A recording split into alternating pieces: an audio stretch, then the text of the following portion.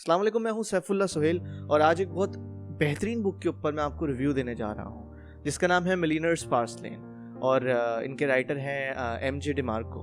इस बुक के अंदर बताया गया है कि किस तरह से आप अपनी लाइफ को इस तरह लेके चल सकते हैं कि आप जो आपके गोल्स हैं और जो आप दौलत और शोहरत आप चाहते हैं वो हासिल कर सकते हैं। बुक जो स्टार्ट की गई है, बुक के अंदर जो बताया गया है वो बेसिकली 3 लोगों के अंदर डिवाइड कर दी गई है बुक। सबसे पहले यहाँ पे बात की गई है साइड वॉकर्स की, फिर स्लो लेन की, फिर फास्ट लेन की। साइड वॉकर्स से शुरू करता हूँ कि साइड वॉकर्स किस तरह के लोग होते हैं। साइड वॉकर्स वो होते हैं जो अपनी जिंदगी डे बाय डे के हिसाब से गुजार रहे होते हैं। डे बाय डे काम करके नहीं, लेकिन डे बाय डे मतलब आज का जो है वो आज काम कर रहे हैं, उनका कल के बारे में नहीं सोचते। ना वो फाइनेंशियली सोचते हैं, ना वो जो अपनी ज़िंदगी गुजार रहे हैं, जो भी जॉब वगैरह कर रहे हैं, वो month to month day to day उसके ऊपर जीते हैं। यानी कि अगर उनकी जॉब चली जाए, जो वो काम कर रहे हैं वो रुक जाए, तो उनके पास किसी भी तरीके का ज़रिए माश नहीं होता, कोई इस तरह का तरीका नहीं होता जिस तरह से वो अपने जो भी मामलात हैं वो फिक्स कर सकें। अब इस तरह के लोग होते हैं वो अपने जो कमाते हैं उससे कई ज़्यादा जो है वो खर्च कर देते हैं और एक्सपेंसिव चीज़ें जो है वो लेना शुरू कर देते हैं। जैसे कि गाड़ी लेनी, जैसे कि लेटेस्ट फ़ोन ले लिया, जैसे कि इस तरह की कोई भी एक्सपेंसिव जो है चीज़ें वो उठा लेते हैं लग्जरी में और उसको फिर उठा के वो बैंक से लोन ले लेते हैं। क्रेडिट जो है उनका दोस्त होता है बहुत अच्छा, और वो अपने आप को कर्जे के अंदर दबाते चले जाते हैं, जिस वजह से आपने देखा होगा कि एक वक्त में एक बहुत बेहतरीन ज़िंदगी गुजारने वाला, इतनी बड़ी बड़ी गाड़ी उसके पास थी, एक अच्छा उसके पास बड़ा सा फ़ोन था। कुछ अरसे बाद आपने देखा होगा इस तरह के लोगों को कि अचानक उनकी ज़िंदगी बिल्कुल चेंज हो जाती है और वो गुर्बत में गुजारना शुरू कर देते हैं। तो ये वही लोग होते हैं जो अपनी ज़िंदगी जो है वो डे टू डे गुजार रहे होते हैं। और इस बुक के अंदर ख़ास तौर पे लिखा हुआ है कि आप कोशिश करके अवॉइड करें, the worst possible way for someone to live is being that guy, being a side walker. तो इस चीज़ को अवॉइड करें, कोशिश करें कि आप इस तरह अपनी ज़िंदगी को ना लेके चलें। सेकंड जो चीज़ यहाँ पे बताई गई है वो बताई गई है स्लो पाथ के बारे में। स्लो पाथ वाले लोग वो होते हैं जो साइड वॉकर्स से काबिल बेहतर होते हैं। और मेजॉरिटी हमारी जो ज़िंदगी के अंदर आपके इर्द गिर्द देखा होगा आपने, आपको इस तरह के स्लो वॉक्स जो है वो स्लो पाथ वाले जो हैं वो मिलेंगे। क्या होता है उनका कि वो एक जॉब कर रहे होते हैं, उनके पास फ्यूचर इनसाइट ज़रूर होती है, उनके पास एक प्लान होता है कि वो क्या किस तरह से और कब तक लेके चलेंगे। वो ये करते हैं कि जहाँ पे भी वो जॉब कर रहे होते हैं, जहाँ से भी वो कमा रहे होते हैं, उसको एक छोटा सा स्पेसिफिक जो एक रेशो है वो बचाते हैं और उसको सेविंग करते हैं, अपने एक बैंक अकाउंट बना देते हैं जहाँ पे वो अपनी सारी सेविंग डालते हैं, स्टॉक मार्केट के अंदर इन्वेस्ट कर देते हैं और ये सोचते हैं कि हर सालाना जो है उनको 10% 5% जो है वो उसका मुनाफा मिलेगा। और ये सोचते हुए अपनी ज़िंदगी के 40 साल 30 साल काम कर करके गुजार देते हैं। और एक अरसा गुजरने के बाद जब वो रिटायर होते हैं तो उनकी जितनी भी इन्वेस्टमेंट, जितनी भी सेविंग होती है वो उनको एक मिलियनर बना देती है, एक करोड़पति बना देती है। लेकिन आपके ख्याल में उनका इतना सारा पैसा 50-60 साल की उम्र में हासिल करना, एक एक्सपेंसिव सी गाड़ी लेना, क्या उससे कोई फर्क पड़ेगा? नहीं पड़ेगा। क्या आप नहीं चाहते कि आप जो गाड़ी आपको पसंद है, जो घर आपको पसंद है, जो बड़ी जगह आपको घूमना पसंद है, वो आप एक यंग एज के अंदर घूमें, in your 20s, may be in your 30s too. लेकिन 50-60 साल के बाद जाके आपको वहाँ पे बैठने का मज़ा नहीं आएगा। आप व्हील चेयर से उठ के गाड़ी की चेयर पे बैठेंगे तो आपको बिल्कुल भी मज़ा नहीं आएगा। तो लेकिन एक ये है कि मेजॉरिटी जो लोग हैं, बुक के अंदर बताया गया है कि उनके लिए ये जो है ये बेहतर पाथवे है, ये बेहतर ट्रैक है। कुछ ना होने से एटलीस्ट किसी एज में आके कुछ होना तो अच्छा ही है।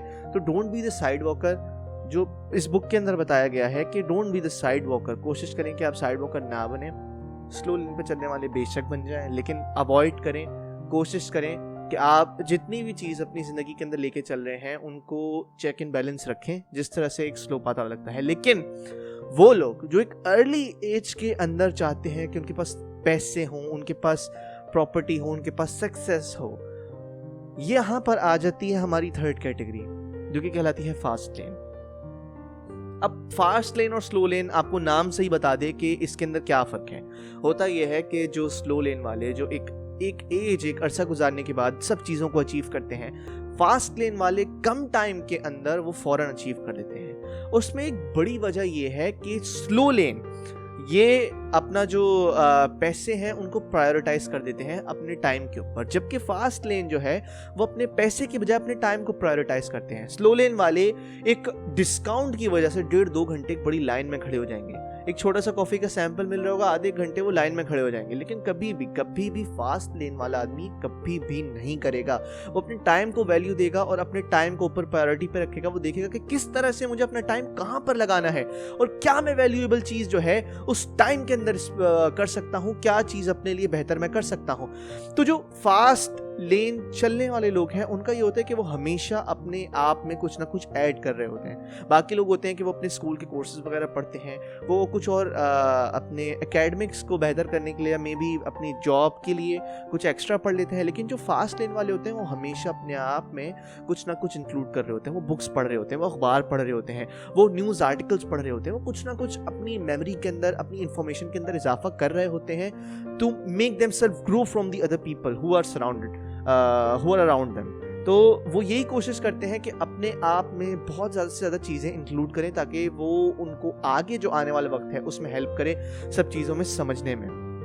फिर जो फास्ट लेन वाले होते हैं वो कभी भी, आप ये चीज़ हमेशा नोट कीजिएगा कि अगर मुझे इतनी सारी इन्फॉर्मेशन है, मेरे पास इतना सारा सामान है, मेरे पास ख्वाब है, मेरे पास एम्बिशंस हैं आगे जाने की और मुझे कुछ हासिल करने की, और मैं किसी के सामने आके अपनी ये सब चीज़ें बताना शुरू करूँ, क्या वो आदमी, उसको कोई फ़र्क पड़ेगा कि तुम्हें भाई तुम जो भी करना चाहते हो अच्छा है, चलो सही है, तुम अचीव कर लो, उसमें मेरा क्या फ़ायदा है।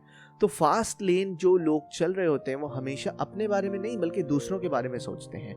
आप इसको बिल्कुल इसी तरह समझें और इसी तरह समझने की कोशिश करें कि आप कहीं पर अगर आप अपना बिजनेस शुरू कर रहे हैं तो आप ये कोशिश करेंगे कि आप उस बिजनेस से कैसे पैसे कमा सकते हैं ये ना देखें, बल्कि आप दूसरों को किस तरह से फ़ायदा पहुंचा सकते हैं, दूसरों को क्या बेनिफिट दे सकते हैं, आप ये देखें। फॉर एग्जाम्पल, आप बुक्स पढ़ के अच्छी डिग्री हासिल करके कहीं पर डॉक्टर बन जाएं, that would be good for you. लेकिन आप रिसर्च में जाके काम करना शुरू करें और एक ऐसी दवाई बना दें जिससे कैंसर का इलाज हो जाए तो लोग आपको बहुत प्रेज करेंगे, या कोई इस तरह की बड़ी बीमारी जो हो उसका आप इलाज निकाल दें तो लोग आपको काफ़ी पसंद करेंगे, आपने लोगों के लिए काम किया।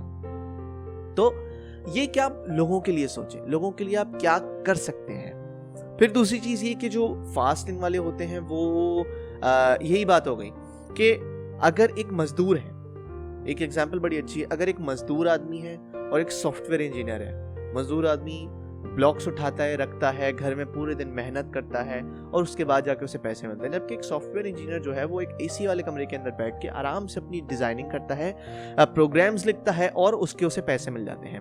अब यहाँ पे बज़ाहिर आपको ये लगेगा कि सॉफ्टवेयर वाला जो है वो बेहतर ज़िंदगी गुजार रहे हैं, और बिल्कुल हो सकता है कि वो बेहतर ज़िंदगी गुजार रहे हैं, लेकिन दोनों लोग अपने टाइम के पैसे चार्ज कर रहे हैं, दोनों को अपना टाइम देना पड़ रहा है और दोनों टाइम देने के बाद पैसे हासिल कर रहे हैं। जबकि फास्ट लेन वाले लोग क्या करते हैं कि वो किसी तरह का आइडिया अपने दिमाग के अंदर लेके आते हैं, कोई आइडिया की बेस रखने के बाद वो कोई ऐसा बिजनेस या कोई ऐसा मैकेनिज्म खड़ा कर देते हैं कि स्टार्टिंग के अंदर उनकी मेहनत, उनका टाइम, उनकी अटेंशन ज़रूर जाती है, लेकिन एक अरसा गुजरने के बाद वो जितना भी टाइम और उनकी जितनी भी पावर होती है वो उससे बिल्कुल पीछे हट जाते हैं और एक ऐसा सिस्टम रन होना शुरू हो जाता है जिससे वो पैसे भी देता है और वो खुद ब खुद ग्रो करता रहता है। ये आप कभी भी एक स्लो लेन में रह के नहीं कर सकते, जो एक जॉब की बात कर रहा हूँ मैं। फॉर एग्जाम्पल, आप कहीं पर जॉब करते हो और वहाँ पर जॉब करने के बाद आप अपने बॉस के पास जाके बोलेंगे, भाई मैं बहुत अच्छा काम कर रहा हूँ, मैंने बहुत इंप्रूवमेंट दिखाई, मैं तुम्हारी हर बात सुनता हूँ, तुम एक काम करो, मेरी सैलरी अगर 50,000 या 30,000 है तो उसको 1 लाख रुपए कर दो। वो हंसेगा आपके ऊपर और बोलेगा जाके अपना काम करो।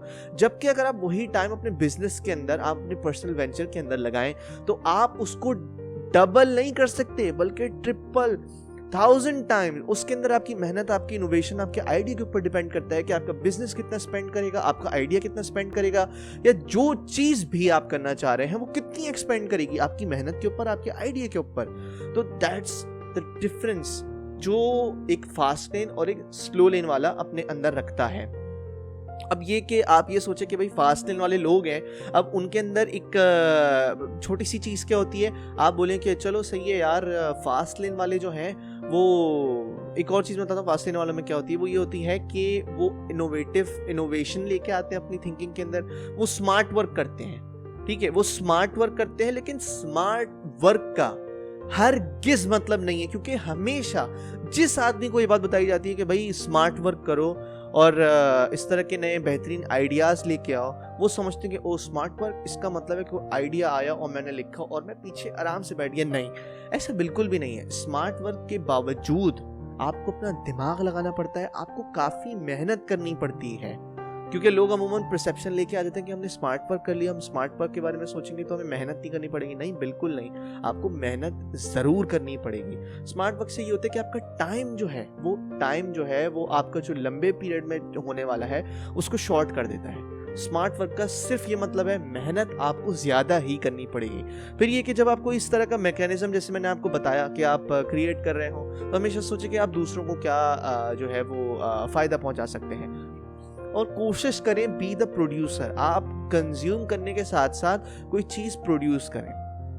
आप एडवर्टाइजमेंट देख के कोई चीज़ खरीदने जाएं तो आप कोशिश करेंगे आप खरीदने वालों में नहीं हो, आपका खुद अपना प्रोडक्ट हो जो प्रोड्यूस कर रहा हो और आप लोगों को बेच रहे हो। आप गाने सुनते हैं, आप एक कंटेंट क्रिएटर हो जिनकी आप अपनी वीडियो बना रहे हो, आप अपने गाने लिख रहे हो, आप किसी तरह का कोई परफॉर्मेंस वगैरह डाल रहे हो, आप बुक्स लिख रहे हो, आप अपनी बुक लिख के लोगों को फराहम करें, आप अपना प्रोडक्ट दें जो कि ओवर टाइम आपको रिकग्निशन गेन करने में और पैसे कमाने के अंदर भी हेल्प करेगा। आप सोचें कि किस तरह से आप बिजनेस खड़ा कर सकते हैं जो बाकी लोगों के लिए फ़ायदेमंद हो और आपको भी फ़ायदा पहुंचाए, लेकिन पहले लोगों को फर्स्ट रखें, लोगों के लिए काम करें। आप लोगों के बारे में सोचें तो ऑटोमेटिकली लोग खुद आपसे लॉयल हो के आपके पास आएंगे और आपके जो भी काम कर रहे हैं, जो भी ऑपरेशन है आपका, उसका हिस्सा बनने के खुद से ख्वाहिशमंद होंगे। और हमेशा एक चीज़ याद रखें कि जब फास्ट लेन के अंदर आप कोई चीज़ क्रिएट कर रहे हो, जैसे कि मैंने आपको पिछला बताया, मैं आपको फिंगर टिप्स के ऊपर ये 5 चीज़ें हैं जो आपको याद रखने की ज़रूरत है। ये 5 चीज़ें जो मैं आपको बता देता हूँ दोबारा। पहला पॉइंट जो है वो ये हमेशा याद रखें कि दूसरे लोगों को क्या चाहिए, व्हाट अदर पीपल वांट। अगर आप दूसरों के लिए काम करेंगे तो ऑटोमेटिकली आपके काम भी साथ साथ होते रहेंगे, जैसे कि मैंने आपको एग्जांपल दी। दूसरी चीज़ ये कि एफिशिएंट काम करना, स्मार्ट वर्क करने का हरगिज़ ये मतलब नहीं है कि आपको मेहनत नहीं करनी पड़ेगी। Always keep in mind you have to work hard. आपको मेहनत करनी पड़ेगी, आप मेहनत के बगैर कोई काम नहीं कर सकते। एफिशिएंट और स्मार्ट वर्क का हरगिज़ मतलब नहीं कि आपको मेहनत नहीं करनी पड़ेगी, आपको मेहनत करनी पड़ेगी। तीसरा, हमेशा याद रखें कि कोई भी आपको आपके रास्ते से, आपके ट्रैक से नहीं हटा सकता। That no one can derail you.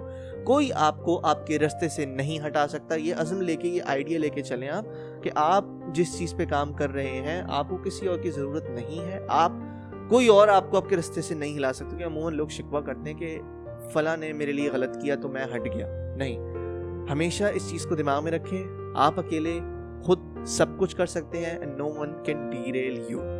Fourth point ये कि always work with the approach that your idea might be useful to others. यानी कि जो भी आप काम कर रहे हैं वो दूसरे के लिए फ़ायदेमंद होगी और दूसरे उससे फ़ायदा उठाएंगे। वही चीज़ जो मैंने आपको भी थोड़ी देर पहले बताई।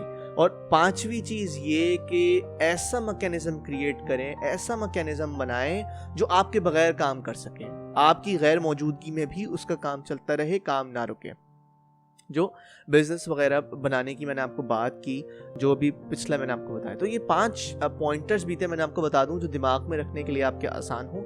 और ये बुक थी हमारी जिसके अंदर हमारे एमजे डिमार्को ने बताया कि किस तरह से you can set your path and become a millionaire. तो ये 3 लोगों की कैटेगरी थी जो इन्होंने अपनी बुक के अंदर बताई थी, और डिमार्को ने और बताया था कि किस तरह से लोग अपनी ज़िंदगी को डिवाइड किए हुए होते हैं और किस तरह से लेकर चल रहे होते हैं। तो ये थी मेरी बुक की रिव्यू, जो कि मैंने सोचा कि आप लोगों से शेयर करूं और बता सकूं जो मेरी वीडियो आज बनाने का मकसद था। और अब इस वीडियो का वक्त पहुंचता है इख्तिताम पे, और ये वादा करते हुए कि मैं दोबारा आऊँगा एक और नई वीडियो के साथ जो किसी न किसी तरह आपकी ज़िंदगी के अंदर एक पॉजिटिव चेंज ज़रूर लेके आएगी। मुझे दीजिए इजाज़त। This is Saifullah Suhail signing of.